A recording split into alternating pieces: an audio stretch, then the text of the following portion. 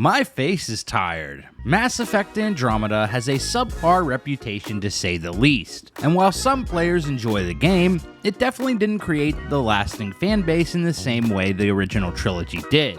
In this video, we're going to explore why people hate Mass Effect Andromeda. So buckle up, grab some iced coffee, and let's go galaxy hopping. There are a number of reasons that Mass Effect Andromeda got eviscerated by fans. Like Jay-Z, BioWare had 99 problems when it came to developing a sequel to the original trilogy. But the biggest issues with Andromeda are poor animations, particularly facial expressions, the awful technical state the game launched in, lackluster writing, and open-world environments filled with uninspired content. One of the most prominent criticisms of Mass Effect Andromeda was its subpar facial animations and character models. Many players found the character animations to be awkward, with unnatural facial expressions and strange body movements, which led to a lack of emotional connection with the characters. This led to a number of memes clowning on the game, the most memorable of which is the "my face is tired" conversation. Alright, what happened? To who? To whom? And your goddamn father. Sorry, my face is tired from dealing with everything. And the hits just kept on coming. But what went so wrong here? Why were the facial animations so bad? The original Mass Effect trilogy was head and shoulders above its contemporaries in terms of realistic facial animations. So how did BioWare take such a huge step backwards in this department? Well, it had to do with some new experimental technology they were working with to auto-generate facial animations without the direct intervention of an animator in every single scene. BioWare utilized a new facial animation system that aimed to generate more realistic and expressive facial performances. However, the implementation of this technology may have resulted in some animations appearing awkward, unnatural, or inappropriate to the scene. Is this how you'd really expect to look if you just learned your father was dead? After fan backlash against Mass Effect Andromeda, Jonathan Cooper, a former BioWare developer, took to Twitter to explain some of the technical challenges the team faced when trying to implement this new technology. One of the big issues was the sheer amount of animation work that needed to be made as AAA games grew in size and scope. In Mass Effect 1, we had over 8 hours of facial performance.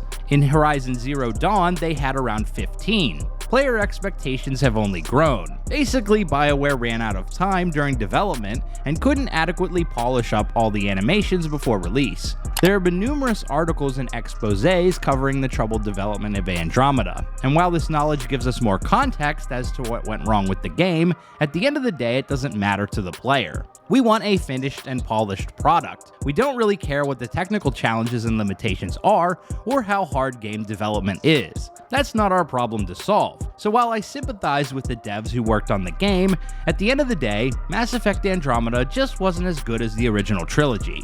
But facial animations weren't the only issue with Andromeda. The game was barely in a playable state at launch, with numerous bugs and glitches making up hours of compilation videos. Andromeda was in such a poor state at launch that it even got on the radar of PewDiePie, who at the time was the biggest content creator on YouTube by a country mile. This is how you talk. Don't you know? I used to love Mass Effect. It was the best, one of my favorite games ever. It was so good.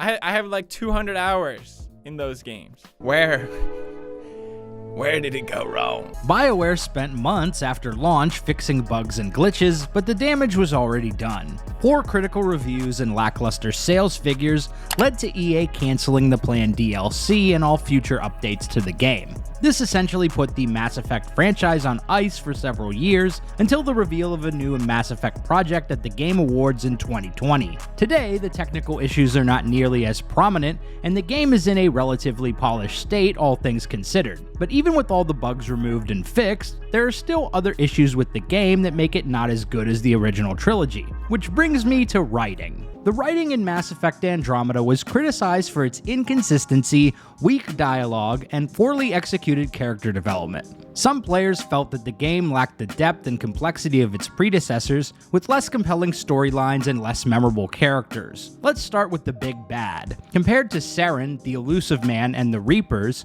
the Archon and the Ket simply don't measure up as compelling villains. Saren and the Elusive Man had complex motives. Saren sought to prevent the destruction of advanced organic life by creating an alliance with the Reapers. The elusive man sought to advance humanity by gaining control of the Reapers. Both of them were also potentially indoctrinated by the Reapers, which gave an added layer of complexity to why they did what they did. But in Mass Effect Andromeda, the Archon seems to just seek power and control. Everything he does is framed with the context of increasing his power. Compared to the original trilogy, this is incredibly boring and one-dimensional. Another great example of poor writing is the death of Alec Ryder at the beginning of the game. His death is what thrusts the main character into the role of Pathfinder, but the whole scenario is incredibly contrived. After landing on the planet of Habitat 7, weathering its unstable atmosphere and activating an alien artifact, Alec and his child are thrown back in an explosion. Your character's helmet is broken, and your death is imminent due to the lack of oxygen in the environment.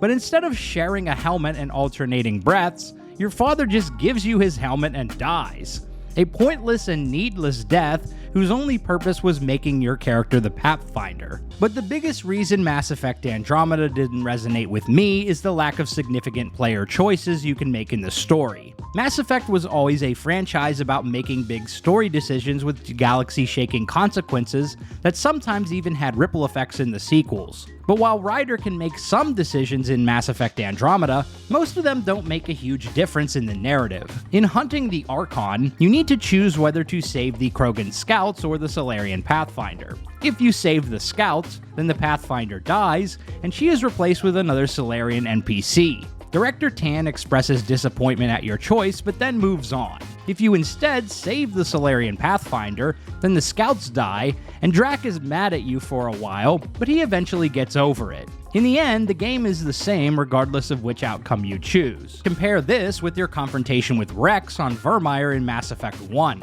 Depending on your actions, Rex can end up backing down or wind up as a cold corpse on the beach. This one decision can also have a significant impact on the genophage cure plotline in Mass Effect 3. Now, it's possible that some of the decisions we make in Andromeda may have some future consequences that we haven't seen yet, but at the time, the game definitely fell short of the original trilogy when it came to making big story choices. Mass Effect Andromeda also suffered from the Dragon Age Inquisition effect by introducing copious amounts of lackluster open-world content. The side quests and activities were criticized for their generic nature and lack of impact on the overall story. Things like pointless collectibles and generic fetch and kill quests with no narrative weight. It was a huge step back from the loyalty missions in Mass Effect 2. While it is fun to land on and explore different planets throughout the galaxy, this novelty wears off when you realize how boring the quests are. It's worth noting that despite the negative reception, some players still enjoyed Mass Effect Andromeda and appreciated certain aspects of the game, such as the combat mechanics and exploration. However, the positive aspects of Andromeda were not enough to salvage its reputation. While I enjoy Mass Effect Andromeda as a decently fun game in a spacefaring science fiction universe, I can't help but wonder what this game could have been if BioWare were still making classics like they did in their heyday. I can only hope that the studio recaptures that Mass Effect magic in the upcoming sequel whenever it eventually releases. So there you have it. Why people hate Mass Effect Andromeda. If you like this video, be sure to subscribe to Big Dan Gaming for more Mass Effect and RPG videos. Big shout out to all the channel members for supporting my content. Until next time, this has been Big Dan. I should go.